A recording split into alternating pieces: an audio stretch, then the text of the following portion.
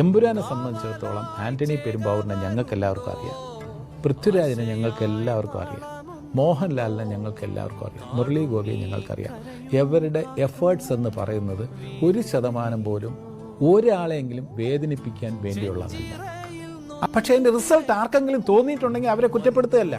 അങ്ങനെ തോന്നിയിട്ടുണ്ടെങ്കിൽ അത് മനഃപൂർവ്വമല്ല. ഇല്ല, സിനിമയെ വിടൂ.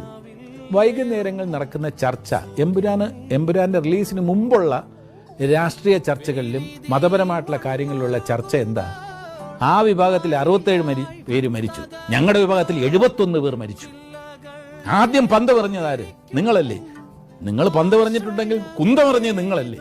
ഈ ചർച്ചയാണ്. അതല്ലേ ഏറ്റവും കൂടുതൽ നമ്മുടെ ജനങ്ങളെ സ്വാധീനിക്കുന്നത്. ഓരോ ദിവസവും മതപരമായിട്ടുള്ള സ്പർദ്ധ വളർത്തുന്ന രീതിയിൽ അടുത്ത കലാപം ഉണ്ടാക്കാനുള്ള ചർച്ച ഓരോ ദിവസവും ചാനലുകളിൽ നടക്കുന്നു. അതിനെക്കുറിച്ച്